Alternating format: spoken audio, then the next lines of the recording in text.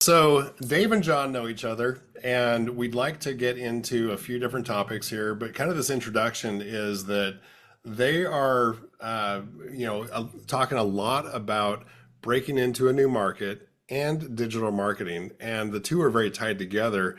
And we would like to kind of talk about that with everyone with respect to you might be breaking into a new market in your existing market, and there's a lot of lessons that could be applied from the standpoint of what John has experienced.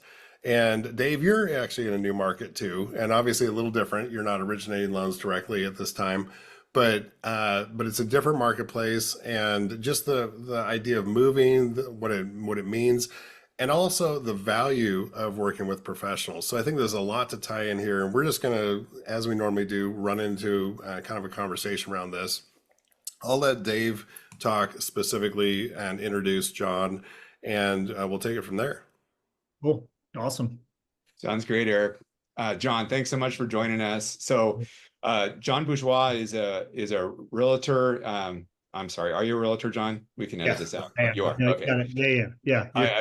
I was going to say real estate agent, but you are a realtor, the whole thing. So, okay. Anyway, we're going to edit that part out. Yeah. Thanks a lot, Eric. John, thanks so much for joining us. So, John Bourgeois is a realtor here in the Mid-Tennessee market. And full disclosure, John is actually working on behalf of myself and my wife in buying our new home in Mid-Tennessee. And that's how I met John. But since I've gotten to know him, I've learned so much about not just the local real estate market, but really how John conducts his business, especially through social media. And so I'm really excited to talk more about that. But why don't you start out, John, and give us a little background on yourself as your experience in the real estate market and all the markets you've worked in? Yeah, definitely. I'll pull back a little bit further for everybody as well. I'm originally from a little island in the middle Pacific called Guam. Grew up there. My parents still have a home over that direction. And by the way, if anybody's looking to buy a home in Guam, I got a place for you.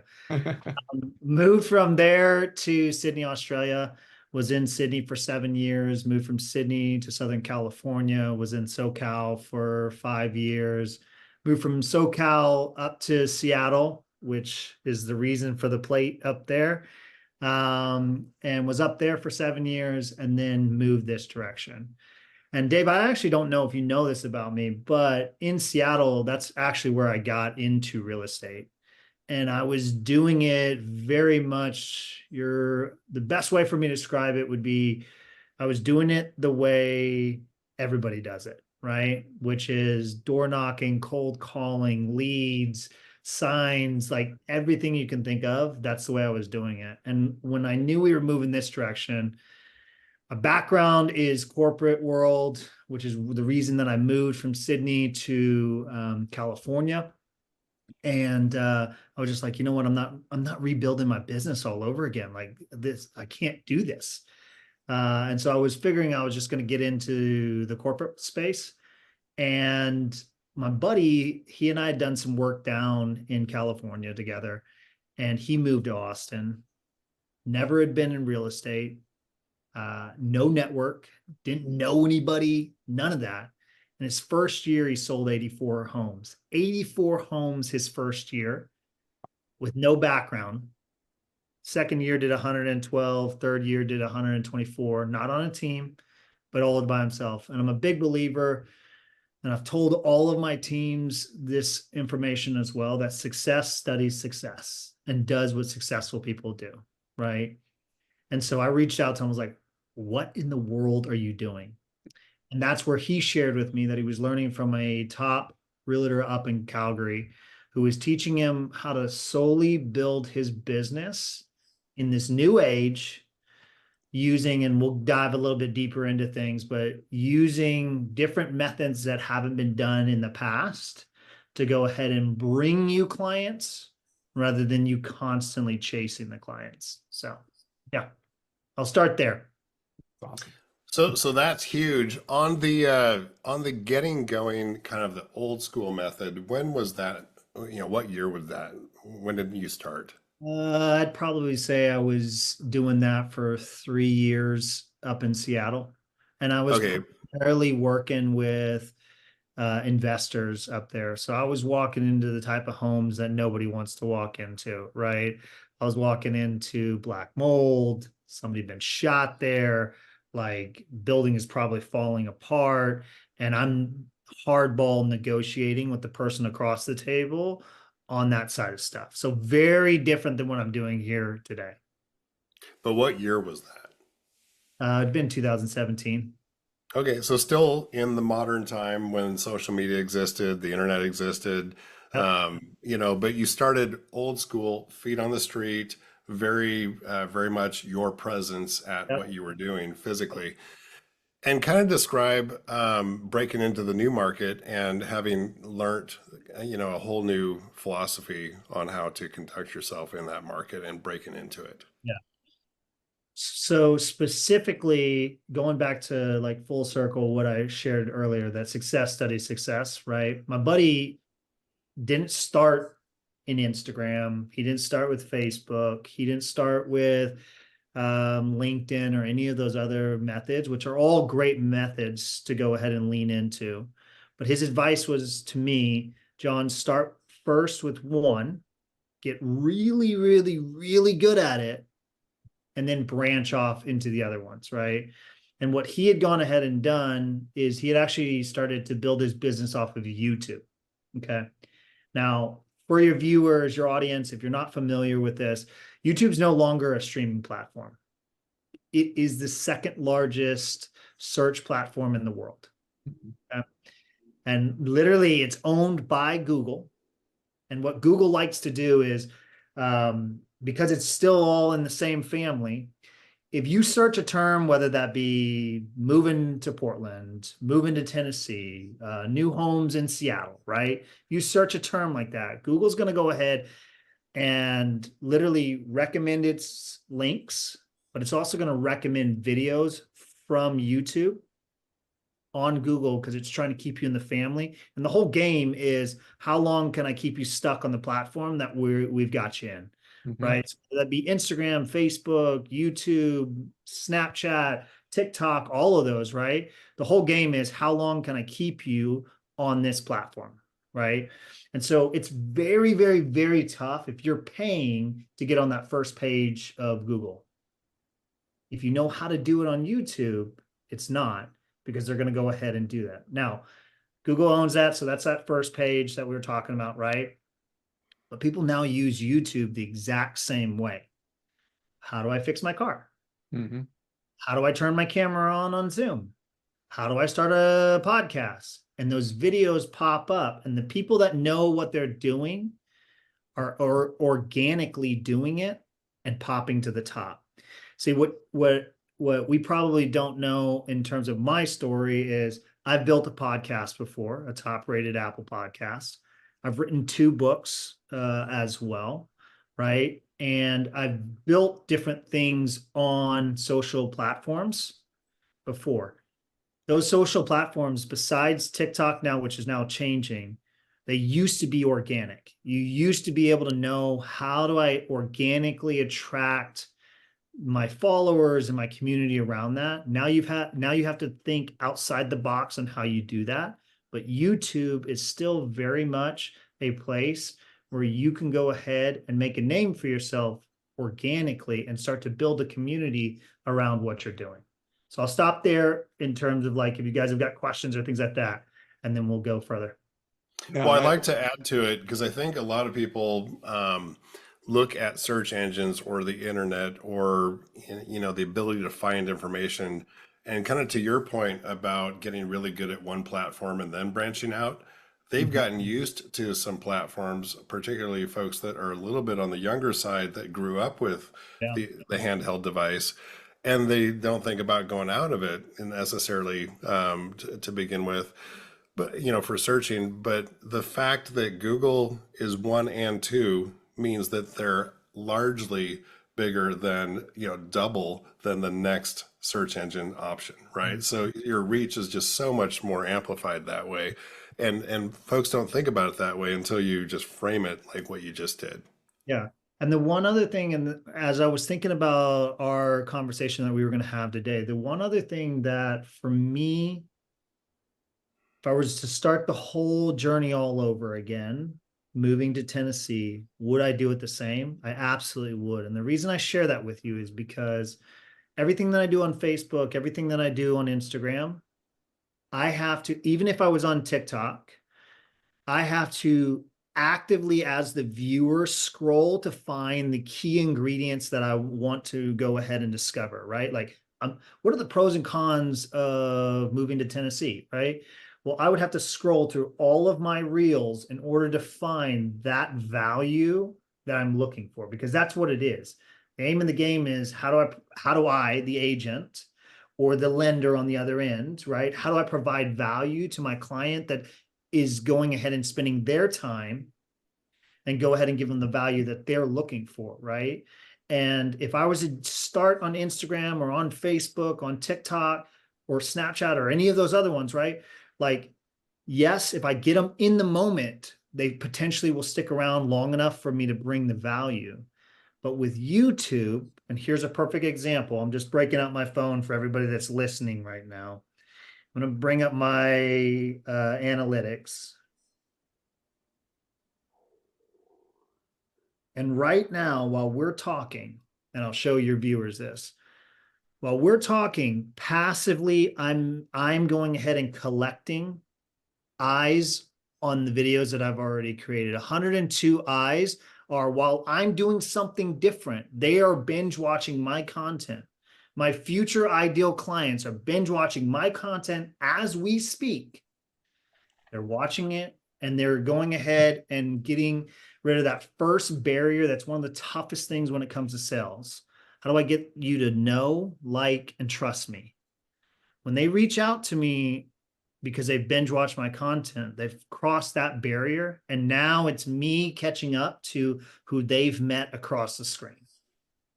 And honestly, John, that's one of the things that I really like most about, because I follow you primarily on Instagram. Okay. So Yeah.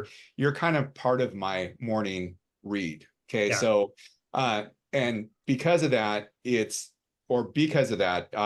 not just a focus on real estate. Because if it was like, okay, he's a real estate agent in the market, I've already found my house, who cares, right? So, but you're a source of information for everything around the Nashville area. New restaurants, your referral network is extremely wide, right? I mean, you introduced me to Jose, your barber. I mean, things like that. So, and I know, all of that, again, these people that are looking at your YouTube videos currently while we're doing this podcast filming, that's all business that's coming in, or all contacts you're creating outside of you being actively involved in it. And I know you had some more recent milestones met, I think on Instagram. Can you talk a little bit more about that and how you got there? So that was actually funny enough. That was actually YouTube, those milestones. We just crossed the 5,000 subscribers on YouTube, 1.3 million views on YouTube as well. And then if I take a look at Instagram, we've gone ahead and crossed the 4,000 mark when it comes to followers. And that's been, again, the same thing, organically just going ahead and doing after it. Could I go ahead and pay for that stuff? Yeah, absolutely. But to your point is, with my background of relocating as much as I have, I know what it's like to not know where do I go for my barber. I know what it's like to not know where's the best Thai restaurant, because I was in Australia and I fell in love with the cuisine, and now I'm here in Tennessee. Like, I know what that's like, right?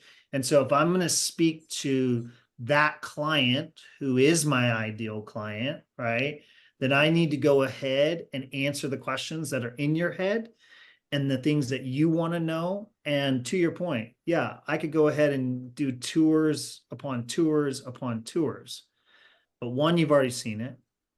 Two, it doesn't actually connect you with who I am.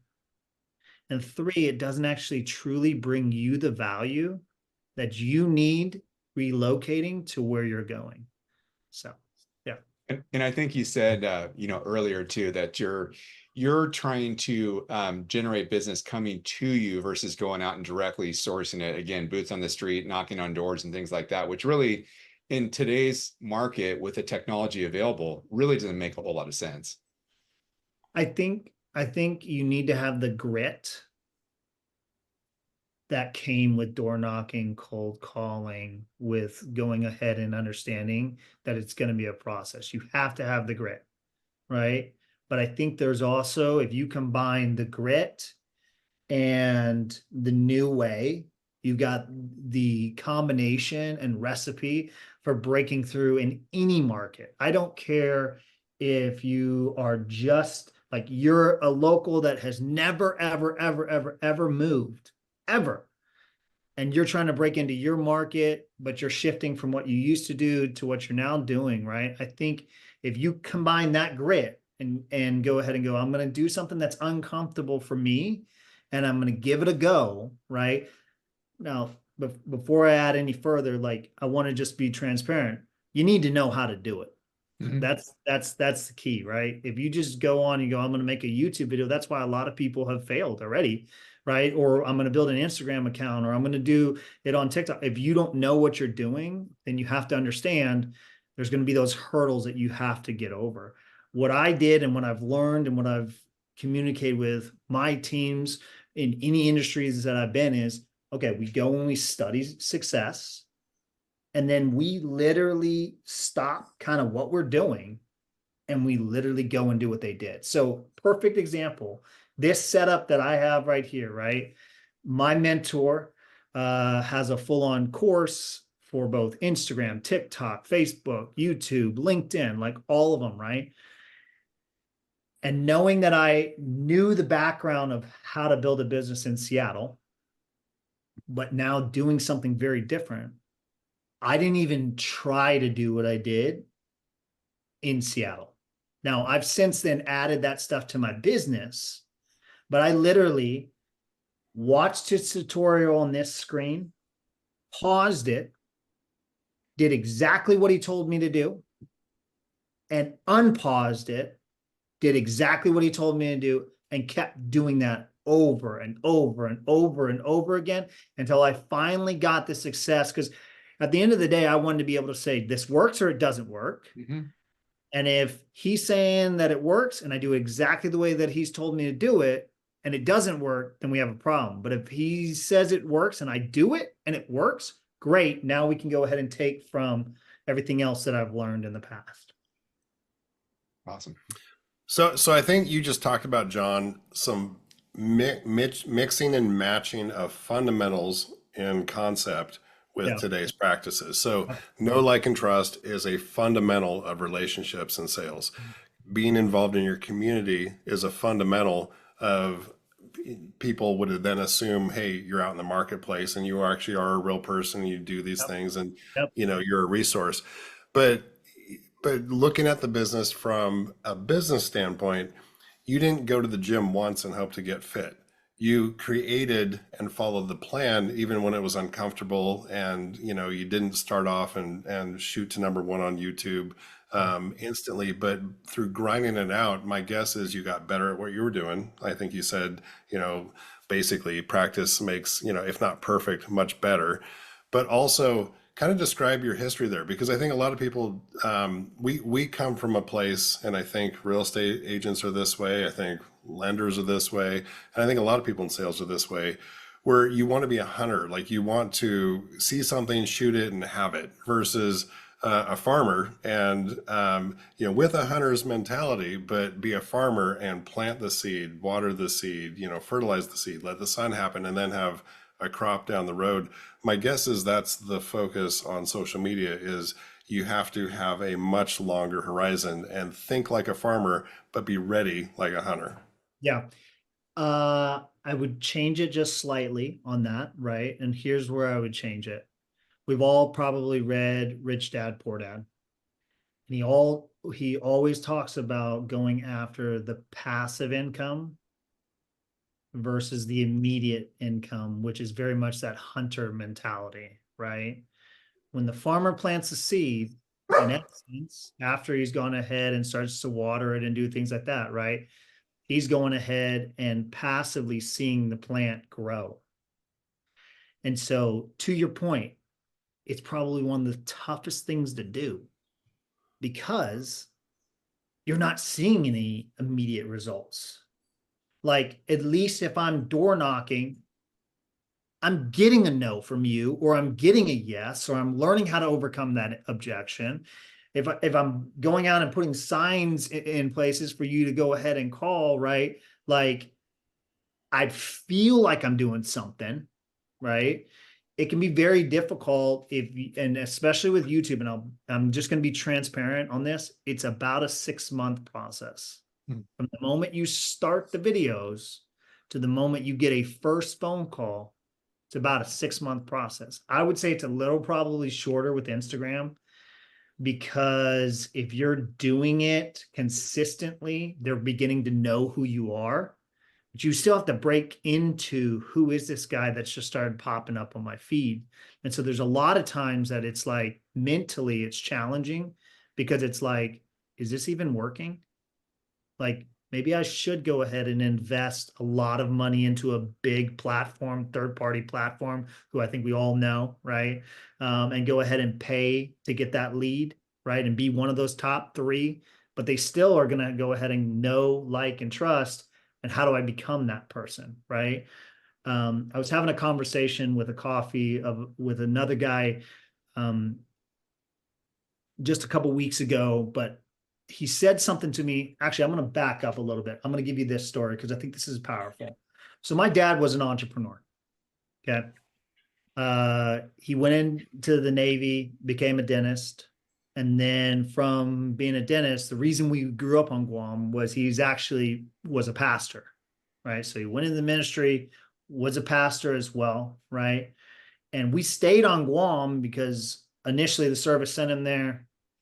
The church that we were originally going to, the pastor decided they were coming back to California, and my dad felt like he was supposed to go ahead and pastor that church. Okay. I share that with you because there was many times growing up that my dad would work for a dental practice, pay to keep the doors open for the church. And it was that back and forth for a while. My dad finally went ahead and opened up his own dental practice, called it Paradise Smiles.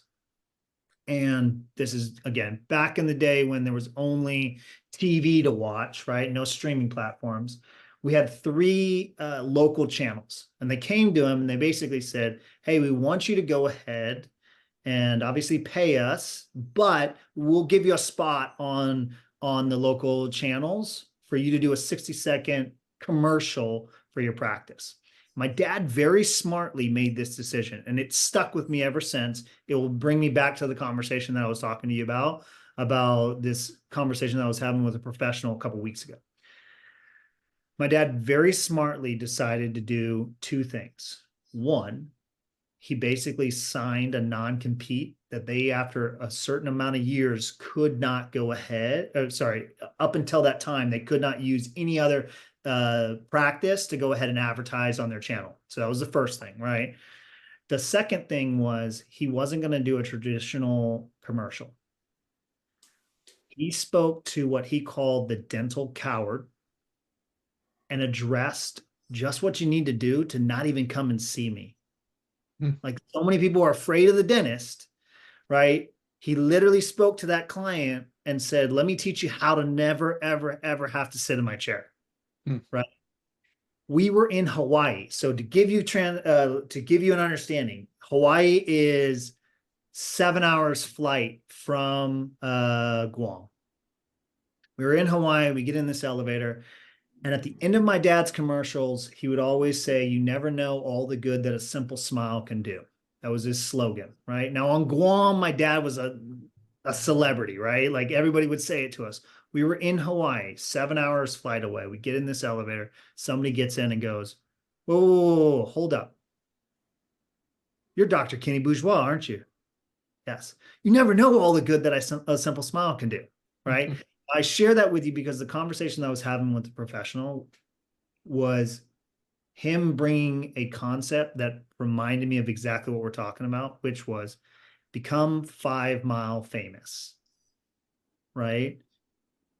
Get into your businesses, get the businesses to know you, like get into your markets, get the markets to know you. Like if you're going to be working with somebody who's trying to relocate, you've got to go where they're going to be and become that 5 mile famous and become the person that's walking on the elevator and go, oh, you're Dr. Kenny Bourgeois, because that's the name of the game. The name of the game is for them to recognize you and go ahead and go, oh, I want to work with you because I know who you are. So it's an awesome point. So, you talked about YouTube and typically taking about 6 months to kind of get kind of some kind of following or some kind of response, and Instagram being a little bit quicker than that. Couple questions on that. So can you kind of talk through like what your typical day looks like as far as or day or week, as far as your social media routine goes? And then also as follow-up to that, can you kind of talk about how long you give it, depending on the platform, before you decide if something is or isn't working, or if you're going to change something up? yeah. So I'll address the first one. I'm always studying my competition. I'm always. I'm always looking for who's the next mentor or teacher to take me to the next level. I'm always very critical of what I'm putting out. If you can't tell just from the colors that are currently in the room right now, that's my blue that I go with. I'm wearing my blue shirt, right? I'm very much on brand with where I want to be in terms of what I've communicated to my ideal client, right? But at the same time, I'm constantly going to say, okay, what's that next step? And who's going to take me there? But I'm going to be consistent way before I move any further on that next level. I'm going to be watching, but I'm going to be consistent first and then make the move. Once I have studied who I think can take me there, I'm watching and I'm saying, okay, is this person a practicer of what they preach? If they are, great. Then I'm going to go ahead and lean in. If they're not, then I'm going to find the person that is. So that's the first thing. What was the first question though, Dave? Just kind of talking through your daily or weekly Yep, routine for yep, social yep, media, if you okay. have one. Yeah. So one of the things that I definitely do, even if I'm not going to post something on Facebook or post something on Instagram, is I'm going to try. There are some moments. Let me put it this way. First off, all social media is a highlight reel. We have to know that, right? I am constantly, and we talked about this off camera, Dave, is that I am constantly recording everything, right? If I'm doing a walkthrough, heck, if I'm picking up donuts for a client that's coming into town, I'm gonna record that. I'm gonna record where I'm at. I'm gonna go ahead and tag the company that's there. I'm going to tag the location that's there, right? For multiple reasons. My ideal client has no clue where to pick up donuts. So I'm sharing that with them. Hey, this is an unbelievable donut shop. But I'm also going ahead and I'm shouting out a local business. Mm-hmm. As they begin to see, oh, wow, John is shouting, we start to share each other's sphere of influence, right? And eventually we might even have the opportunity where they reach out to me and say, hey, John, like I've got a home to sell, or I've got a place that I'd like to buy, right? That's a long term. The beautiful thing is, especially in today's society, that company is going to go ahead and share my post and I'm borrowing from their customer, mm-hmm. right? So the first thing that I would say is record everything, right? Also be comfortable. So going back to your schedule, I prioritize YouTube. Why?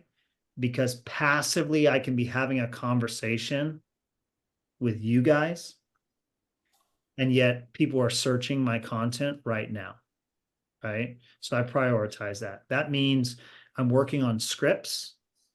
I am actively walking my ideal clients home every single week.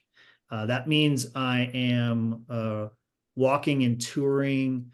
The clickbait is what I'd probably call it, right? The higher level communities or higher level homes that you might not be able to afford, but you darn well wish you could, right? Right. So it's an easy click, right? I'm answering a lot of those questions. That's my focus in a week. Besides my clients and what they're needing, right? My focus is, okay, YouTube. I make sure as much as possible, and I say it as much as possible, and I'll come back to this, but I make sure that I'm on my stories with Instagram as much as possible, right? There are days like today, I was drafting a letter. I was telling Dave this earlier, drafting a letter for just some strong worded letter I needed to draft to a CEO and the VP related to a builder not doing what they probably should be doing, right? I could be recording that and I could be going ahead and posting that. But does that help my ideal client? Maybe it does. It's not the sexy part of the job, but it is my client, my actual client needing to be taken care of. Therefore, it's the time and attention that I'm going to go ahead and spend on it, right? Mm-hmm. But the stuff that I know, one, my ideal client wants to see, and two, the thing that's going to attract, whether it be businesses or my sphere that I've already currently got, I'm going to show that as much as possible. So I think I answered the question, probably not the best. I think to summarize it real fast, it would just be this. I prioritize YouTube because I know that that's the passive way of collecting my clients. And then my secondary focus is making sure that my community sees me on my stories. And then my last focus, if I'm looking at a week, is, okay, what brand new reel, what brand new carousel or post can I post to also bring additional value to my clients, my community that are with me. So, yeah. So, John, a couple things about your focus. First one, when you're doing YouTube, kind of describe what's the length of a video that you would put there. Do you do the shorts? Do you do a 50-minute video? Is it somewhere in between all that? What does that look like? Yeah. So it's a combination of both, right? It's not the shorts element, just because it just depends on which professional you're talking to. But apparently, and again, I'm saying this as apparently because right now it's an argument that's going on in the community, but apparently the shorts drives down your algorithm, right? And it doesn't actually take you to your ideal client. I'm constantly looking at how do I take myself to my ideal client, right? So I focus primarily on the long form on YouTube. I focus on the short form on Instagram. Mm-hmm. Okay. The stuff that's very fast, eye-catching, will bring you some additional attention, right? I'm actively working on how do I catch your attention if I'm doing the short form. The long form that I'm doing is a combination between everything from, I would say my shortest video would probably be 6 minutes to my longest video being maybe 30 minutes. If it's going to be on the 30-minute side of stuff, I'm doing a full-on video walkthrough of a home. Mm-hmm. Whether that be a model home, a resale home, a new build, I'm doing a full-on walkthrough of that. If it's a 6 to 7 to 8 minute video, it's me having a conversation like this, communicating with my viewers on a topic of some sort. So follow up, and you guys, both of you talked about it. John, you already mentioned it, going deep in the community that you're within, the 5 mile, presence that you create, and really, creating a depth of your involvement with the local community, the local marketplaces, and awareness throughout. But does that carry over into, hey, you're doing that here, maybe you're detailed over here, or maybe, kind of describe that. And real estate's a little different than lending. So lending can happen through the entire state of Tennessee, for instance, if you're licensed in Tennessee, whereas real estate is a little bit more local. You're visiting properties, you're knowing the marketplace, you're in it that way. But describe, maybe what you see in others that go too broad and too thin versus going deep and embedding yourself and how that kind of spills over. Yeah. So I I just want to clarify that I'm understanding the question correctly. It sounds like what you're asking is explain to me the value in becoming a local expert versus going too wide and too broad and not being an expert kind of at anything, just a jack of all trades. Is that kind of Well, yeah, and maybe it speaks a little bit to your strategy overall about you mentioned the shorter stuff on Instagram and the bigger things on YouTube. Is that I think a lot of folks entering into this space, not having grown up with it, it's not what they're used to. Maybe, maybe they're aware now that they need to look at an alternative way to reach their community. A lot of times they want to take one message or one piece and spread it everywhere. And yeah. and that could be a watering down effect of its impact in any of those vehicles, because each one of those vehicles maybe has a different audience, and the different audience isn't going to be attracted to this universal, statement, if you will, that was done online. So maybe talk about that. Okay. I'll kind of address both of them, right? It doesn't matter what platform we're on. Your community is going to go ahead and share with you what they want to see. Now, with that said, you still have to have your strategy of what you're going after and what you're approaching. What do I mean? Nobody thought that they wanted an iPad in a cell phone, right? That could go ahead and also send emails, text, go ahead and search the web. Nobody thought they wanted that, right? Steve Jobs saw that and knew where he wanted to go. And so therefore brought his company along to go ahead and drive that, right? With that said, though, your community is still going to tell you what they want. And what I mean is, if on YouTube, all I did was walk homes that my clients, and this is going to sound, let me make sure I say it correctly. If all I did was walk my Washington style homes that I used to work with my investors, black mold, gunshots, blood on the wooden floors, foundation falling apart. If that's all I walked, I would not, I might, if my ideal client was the investor, right? And I could bring value to that investor. But the clients that are trying to relocate this direction would watch that video and then they would go on, right? Same thing with Instagram. If I'm noticing, and we have to understand that Dave's my client, and people that are relocating this direction are my clients, but also the builder is my client. The local business owner is my client. The restaurant is my client, right? And so on Instagram alone, if I start to notice that a community is loving what I'm doing with their community, they're telling me, hey, John, we love the marketing that you're giving us, and we're going to reward the marketing that you give us. And therefore, I'm going to lean into that, and I'm going to go ahead and go, okay, this builder who eventually is a client of mine, right, is leaning into my marketing. My viewers are leaning into the marketing that I'm doing. On top of that, I'm generating more know of who is John, that know, like, and trust. I'm going to lean into that element because that's winning for me at the moment, right? Then the same thing on YouTube. I'll give you an active example on YouTube.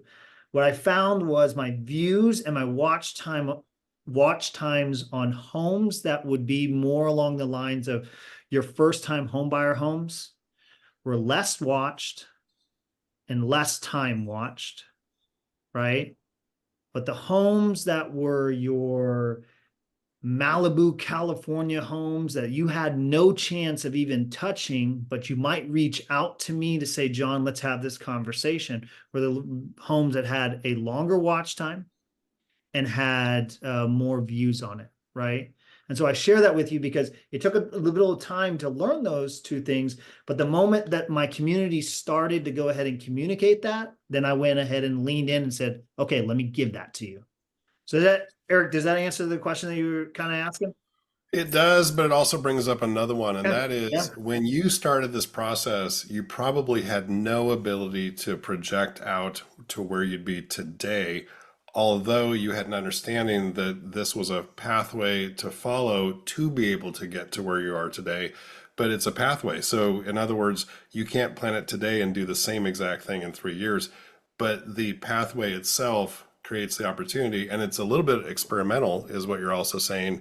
And I think people get a little too mindset of I need to be perfect out of the gates, Yeah. or every video I do needs to have reach. And in fact, you what you're saying is you put out videos. It's like putting out lines catching fish. Instead of one, you put out 10, and you figure out which type of cast, which type of bait is catching a fish, and then you focus in on that for a while. And I will say yes and no at the same time. When I first started on YouTube, and it's been the same thing when I first started on Instagram, not with the real estate side of stuff, just in general. Like I'll share with your viewers, let me share with your viewers two things. One, when I first started on Instagram, not building with real estate, but doing other things on Instagram and building a business, hashtags was a thing that I could go ahead and find my active community. I would literally click on the hashtag. I would go to that, all the people that were following that hashtag. I'd go and comment on their stuff. I'd go ahead and like their story. Well, they didn't have stories at the time, but I would basically engage with that community that was my ideal client. I would engage with them through hashtags. It's no longer the case anymore, right? When I was building on Instagram for real estate, there was a moment in time where Instagram was allowing a very organic reach if you were creating reels, but it had to be trending audio specifically, right? And if it was trending audios and if it was a reel, Instagram was going to push it out to as many people as possible, right? Well, they started to change it because they wanted to go ahead and go more off of a pay to play type of model, right? And in all of those moments, if I got stuck in what I used to do with hashtags, I wouldn't be able to be having this conversation with you, right? If I got stuck in the moment of, oh, well, Instagram used to push my content, then we wouldn't be having this conversation again, right? So it is a bit of the always being a student of the game and going ahead and going, okay, YouTube is doing this at the moment. Instagram is doing this at the moment. And if they don't, what do I do differently? Right. And so to go full circle back to what you were talking about with the casting of the lines, right? When I first started on YouTube, I didn't do anything that I'd ever done before. That was my commitment to myself. I'm not going to do anything that I've done before. You've done Instagram before, you don't get to touch it. You've done signs before, you've done leads, you've done cold calling, door knocking, you don't get to do any of that stuff. What you get to do is exactly what your mentor says you can do and what your buddy who moved to Austin did. And so if it doesn't align with those things, you don't get to do it. So is he walking model homes that are the starter family, first-time home buyers? Absolutely he is. Then therefore I'm doing it. Is my mentor saying that I should be talking about the pros and cons and this and that? He is? Okay, sweet. Then I'm allowed to go ahead and do that. And if it didn't line up with what my mentor said or what my buddy did, I didn't do it. I wasn't casting any other lines out to fish, because at that point it was, you're gonna learn this process, and until you get good at it, you don't get to do anything else. It's like going to the gym, going full circle, right back around, right? If I don't know how to do a bicep curl, I don't want you going ahead and doing, some bench press until you've learned the bicep curl first, and then we can come and add additional things in. So That's fair. So that actually does, sorry, Dave, that actually does speak differently. It's a hyper focus on a game plan and follow the game plan even when you don't have the feedback yet on the game plan, because you must carry it through to be able to get to a place to earn the feedback. Yep, exactly. Exactly. Yeah, and somewhat related, I was going to go back to the gym analogy too, because Eric and I talk about this quite a bit, but it's, so I decide Monday morning I want to get in shape, and I go to the gym and I come home that night and I'm in the shower. I'm like, well, that didn't work. And so I give up. And I Yep. think a lot of people have that same attitude with social media. They do one post and it doesn't get any likes and they give up and they don't do it again. And you mentioned something, John, that it's just so important. And that is engaging with people within your sphere, whether it's referrals, like, I know where you buy your closing gifts for people. It's like, Yep. I know if I need a good bottle of whiskey, where to go Yep. to, right? You showed me that, right? Yep. I know you went to Daughter's Donuts, and that's the location for the, what is it, the 100-layer cronut, I think, right?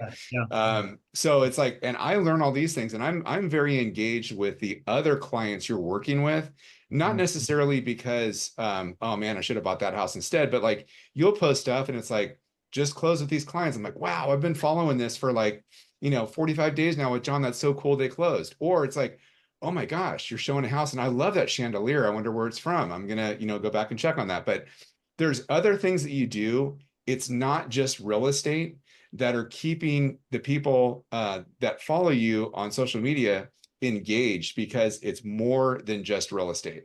Yeah. Yeah. Hands down. And it's funny that you say that. I'm trying to make sure. So I'm trying to make sure that what I do on social keeps you engaged. Again, going back full circle to value, keeps you engaged, tells a story, right? If I feel like I'm starting to get to a point where I'm no longer bringing value, I'm going to take a pause. And I share that. So to the people that are listening to this, right? And you've been consistent at a platform, you've been consistent at what your mentor has been telling you to do or what your coach has been telling you to do, right? I'm giving you permission right now to pause. If you're noticing that you're beginning to feel a little bit of a burnout or you're beginning to feel repetitiveness, and I'm giving you the opportunity to go ahead and say, okay, let's see if we need to try something different. Mm-hmm. I'm not sharing that with the person that's never been on camera before, never tried social media, never put up a YouTube video. I'm not saying to you, put up one YouTube video, you'll get a client from that. Make one reel, you'll get a client from that. To you, I'm saying be consistent. Be consistent with the one thing, put the time in, the grit in, right? And watch the fruit of your labor eventually happen. What I am saying to the person that's got the experience, right? We're going to level up. We're no longer talking to somebody that plays sports just in elementary. We're now talking to the high school student, right? What I'm saying to you is this: always be thinking, am I bringing value, right? And if you begin to find yourself saying the same story over and over again, and it begins to become mundane to you as your own audience, right? Take a pause and ask yourself, what can I do differently today that communicates the same message, but actually goes ahead and now brings new value to my clients, right? So perfect example, I'll just talk Instagram right now. If I've been a talking head with captions here, communicating what you need to be looking for in an inspection, which brings value to my client, maybe I need to go ahead and put text on the screen, me not even in the video, and you watching me point to something that catches your attention. You hold your finger there, but it still brings value to you, right? But if you're finding yourself, and again, I'm talking to the person that's actually like being consistent in your market, you haven't taken any days off, right? I'm talking to you and I'm saying to you, if you need a moment to pause and try to re-engage that creativity, do it and communicate your same message in a different light if you need to. So Awesome. Great points. So, question for you, John, yes. our local mid-Tennessee realtor. of the stars, right? Question. So what advice do you have for, somebody that's maybe relocating out of state or from state to state, not necessarily to Tennessee. Of course, I'm loving it here so far, but just people looking to a different area. And I say that because you and I have talked about this, because I was in the same spot for over 50 years, right? I was you. Like, I knew everyone came to me and said, "Hey, do you have a good mechanic? Where do I get my haircut? Where do I go buy flowers?" Like, all those things. So what kind of other advice for people relocating to other areas of the country do you have for looking for a home? Yeah. If you're even considering relocating in general, anywhere, and this has been when I moved to Australia, it's been when I moved to Southern California, it's been when I moved to Seattle, it's when we moved to Tennessee. Get on a plane and go visit the place. If you have the ability to go ahead and do it more than once, visit a place in different seasons, right? If you visited downtown Nashville or downtown Hollywood or downtown Seattle, next time get outside of that and get a feel for that. That'd be my biggest advice, because one of the first things that I ask clients when they're thinking about relocating this direction is, have you had a chance to come out this direction, right? Because if they, here's a real example. I have a client that I'm working with that moved from California to Arizona, right? Bought a brand new, beautiful home, absolutely loved it, and have been in it for 1 year. Spent $200,000 on their pool and just landscape in the backyard. They hate Arizona. And I can relate to that. Let me explain why. Not that I hate Arizona, but I used to cover Arizona, and I loved it in the fall. I loved it in the winter. I loved it in the spring. But if you've ever done an Arizona summer, it's a whole nother game, right? And so that's what they're experiencing, but they didn't know that. And had they visited that spot during that time, they might have had that experience. So that'd be my biggest advice to anybody that's relocating outside of where they're currently at right now. I'd probably add to that, connecting with a local real estate professional as well that knows the market. Again, that you've been extremely helpful to us for just introductions and pointing some stuff out that is just different from what we're used to moving from out of state. Awesome. Thanks, Dave. What about for first-time homebuyers? Different than somebody relocating? Yeah. So the biggest advice that I give your first-time home buyers, let me just wait real fast. That's my wife. The biggest advice that I give to first-time home buyers is trust the process, right? In most cases, your first contract that you put in on a home isn't going to be the home that you got to go ahead and get, right? You might get beat out by a cash buyer. You might get beat out by somebody that has got less contingencies than you do. So just trust the process. Trust your advocate, the person that's looking out for you, right? Know that they're boots on the ground 7 days a week, 24/7. So lean into that expertise, right? And just know that you will find the home, and eventually you'll be able to go ahead and walk in and it's your home, but trust the process. Well, that is a great segue, and I would be remiss if I didn't ask this, but talk about, from your perspective as a real estate professional, the importance of a borrower working with an experienced mortgage professional, specifically around getting a true pre-approval prior to submitting an offer, and maybe when a buyer should start working with a mortgage professional. So I'll answer the first part. When should you start working with a mortgage professional? Immediately, right? The worst thing you can do is be looking at Zillow or any of those other platforms and, oh my gosh, I absolutely love this home, but not knowing what you can afford, right? It's like walking into the grocery store and trying to buy something at the grocery store and not knowing if you have enough funds in your bank account. You wouldn't do that, right? And so you don't do that with your house. It's one of the largest investments that you're going to have, right? And so you want to make sure that you know one, what you can afford, and two, what does that monthly look like? Is it something that's comfortable for you, right? You don't want to be doing something that's not. So you definitely want to get immediately with somebody to have that conversation. Now, let me answer the second part. When I got married and I asked my best man to go ahead and be my best man, okay, it wasn't some rando off the street. It was somebody that I knew could get the job done and could get me across the line, right? And could give a great speech and make sure that the night went off without a hitch, all that sort of stuff. Your mortgage lender is the exact same thing, right? You found the house that you love. You can see the kids running around in it, the dog playing in it. You can see yourself mowing the lawn. You can see all of that.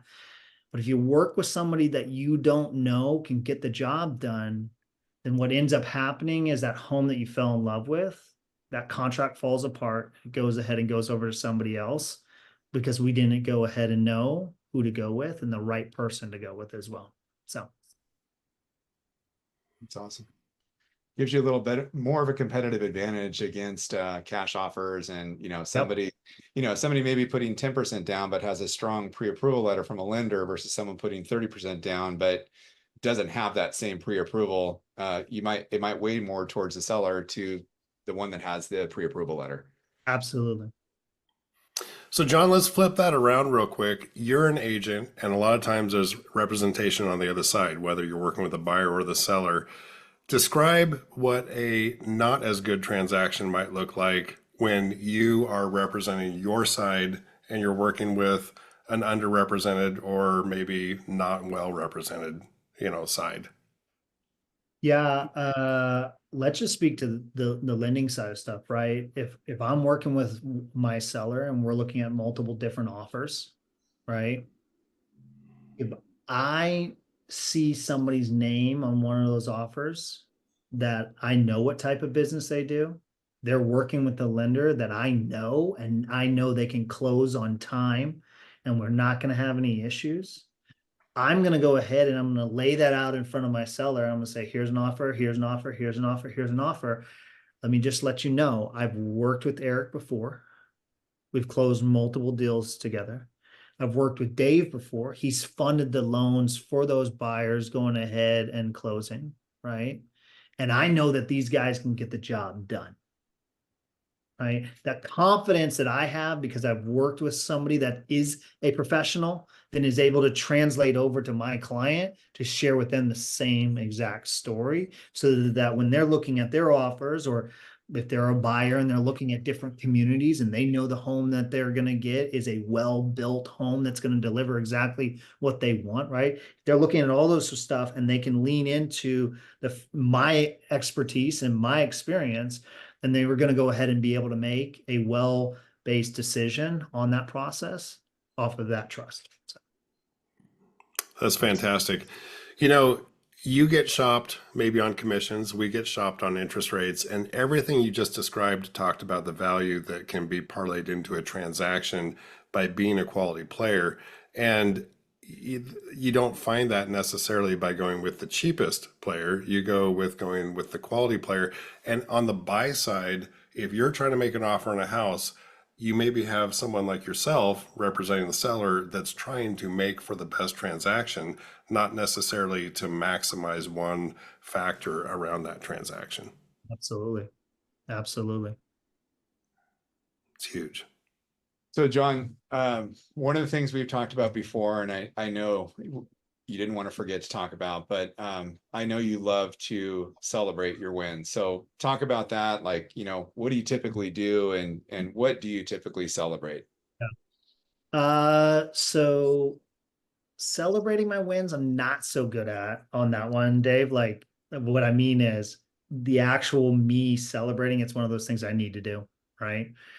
But more what I think Dave is chatting about that I wanted to make sure that I remember to say is, especially in you recording your journey, right? I learned this from one of my mentors a long time ago, is make sure that you are communicating every single win that you're having right?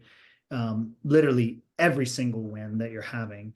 And the reason why is because if you're not shouting out your wins, nobody else will be, right? And it might not seem like a massive win to you, but what it's doing is, and we'll bring this entire conversation back full circle, is it's getting your community to know, like, and trust you, right?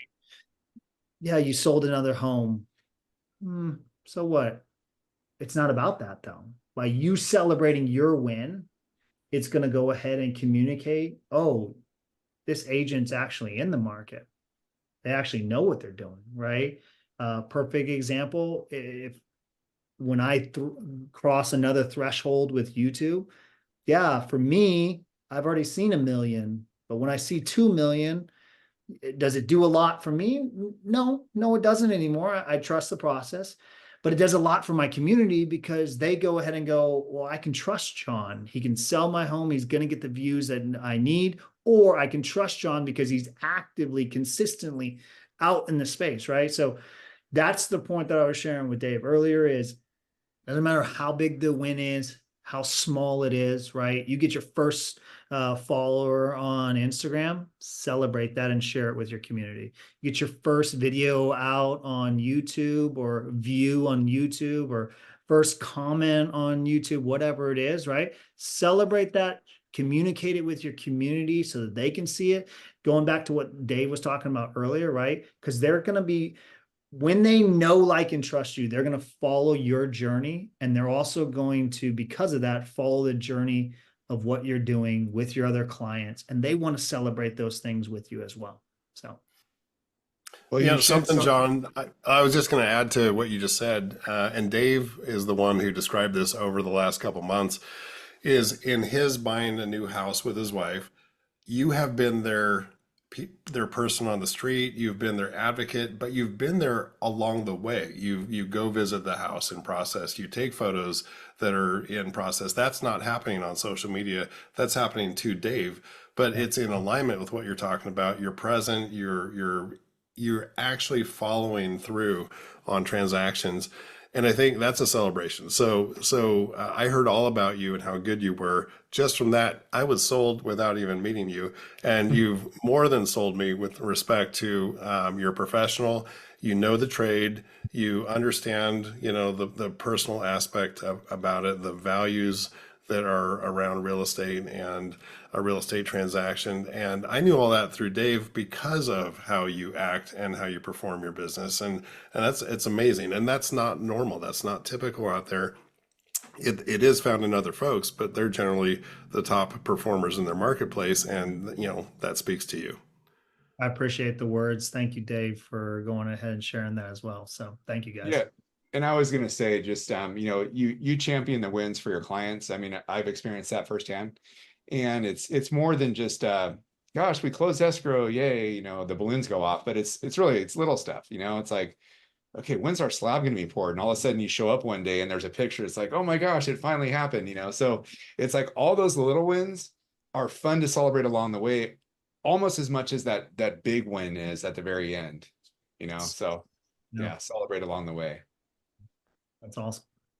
Well, John, it's been such a pleasure having you with us today. And just again, I always enjoy and continue to enjoy learning more from you. I think what you're doing for the local real estate community and just the real estate community in general, through social media and stuff, is just amazing. And I hope everybody else that's watched this has learned a little something and has some takeaways on how to get a little bit better on social media, and just as an experienced professional in whatever profession they happen to be in. Yeah, awesome. And hey, if you are listening to this and you want to kind of connect, whether that be you're an agent or you're looking to transition to Middle Tennessee, Nashville area, or you're looking to just transition, like I did from Australia to California, whatever, feel free to follow me on Instagram at John Bourgeois Group, or you can just go ahead, type in YouTube and type in John Bourgeois Nashville Real Estate. You'll be able to find it easily that way as well. So thanks, guys. We'll put all your links on there so people don't have to try to figure out how to spell your last name to make sure they get it right. So we'll get all your socials posted on the video. Awesome, awesome, awesome. Well, John, thank you so much. That was really impressive and very valuable. Awesome. Thanks, Eric. Appreciate you. Thanks, John. Thanks, Eric. Hang on one sec, John. Yep.